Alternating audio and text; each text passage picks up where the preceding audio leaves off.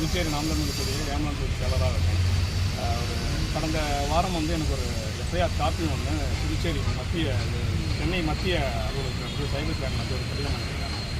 அது வந்து பார்த்திங்கன்னா ட்விட்டர் தளத்தில் முதல்வர் பற்றிய அவதூறு செய்தி பரப்பிட்டோம் அப்படின்னு சொல்லிட்டு ஒரு செய்தி அனுப்பியிருக்காங்க. அந்த செய்தி வந்து பார்த்திங்கன்னா நான் வந்து எதுவும் க்ரியேட் பண்ணியோ இல்லை மீம்ஸ் போட்டோ நான் பதிவிடலை. ஃபேஸ்புக்கில் வந்த செய்தியை வந்து நான் அப்படியே காப்பி பண்ணி பேஸ்ட் பண்ணேன்.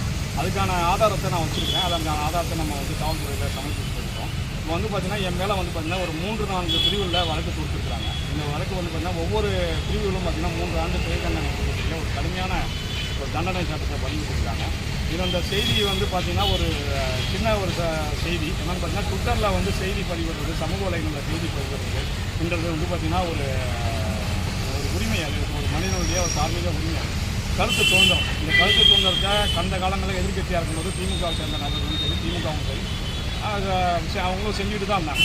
இப்போ இவங்க ஆளுங்கட்சியாக இருக்கிறாங்கன்ற அந்த ஒரு இதில் வந்து பார்த்திங்கன்னா எங்களை மாதிரியான ஒரு சாதாரண மனிதர்கள் மீது தேவையில்லாமல் குற்றச்சாட்டுகளை வச்சு இந்த மாதிரி சமூக வலைதளத்தில் பரப்புகின்ற அந்த செய்திகளை வச்சு வழக்கு கொடுக்குறதுன்றது வந்து பார்த்திங்கன்னா மிகவும் ஒரு கடுமையான செயல்.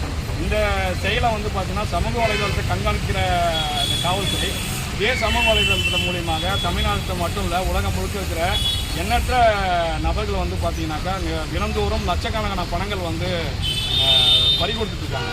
இப்போ அதையெல்லாம் நீங்கள் வாட்ச் பண்ணி அவங்களுக்கு அந்த பணத்தெல்லாம் மீண்டு கொடுத்துருக்கலாம். ரெண்டாவது, எங்களை இத்தனை ஆண்டு காலமாக வேங்க வயலில் நடந்த பிரச்சனைகளை இது வரைக்கும் இவ்வளோ நாள் ஆகுது, இவ்வளோ நாள் வரைக்கும் நீங்கள் எந்த ஒரு நடவடிக்கையும் எடுக்கலை.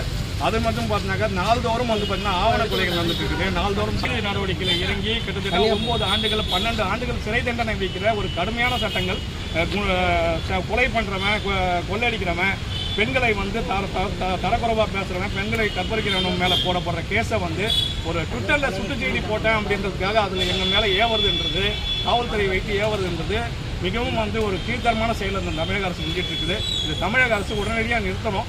ரெண்டாவது, நீங்கள் வந்து பார்த்தீங்கன்னா எங்கள் கருத்து சுதந்திரத்தை பற்றி நீங்கள் கடந்த ஆண்டுகளை பேசுனதை விட நாங்கள் இப்போ குறைவாக தான் பேசுகிறோம். எங்களுக்குன்னு வந்து கருத்து சுதந்திரம் இருக்குது. அந்த கருத்து சுதந்திரத்தின் குறைவலை வந்து நீங்கள் நினைக்காதீங்க.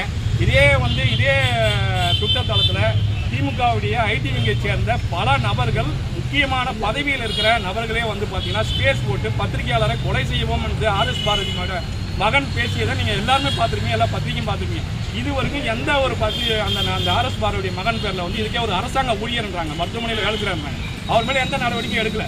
இதே திமுகவுடைய ஐடி விங்கை சார்ந்த நபர்கள், எண்ணற்ற நபர்கள் எங்கள் பதிவில் வந்து நாள்தோறும் எங்கள் குடும்பத்தை பற்றியும் எங்கள் அண்ணன் சீமானை பற்றியும் நாம் தமிழ் கட்சி பற்றி மிக கேவலமான அருவருக்கத்தக்க செயலியும், அதேமாதிரி திமுகவை பற்றி ஆதரவான நிலைப்பாட்டில் இருந்த ஊடகவியலாளர்கள் வந்து இன்றைக்கி அவர் செய்த தவறாக சுட்டி காட்டும் போது அவர்களை பெண் என்றும் பார்க்காம அவங்களுடைய உடலை வச்சு அவருடைய முகத்தை வச்சு மிகவும் கேலி சித்திரமாக இருந்துச்சு. அவங்கள கேவலமாக திட்டம் செய்யலை.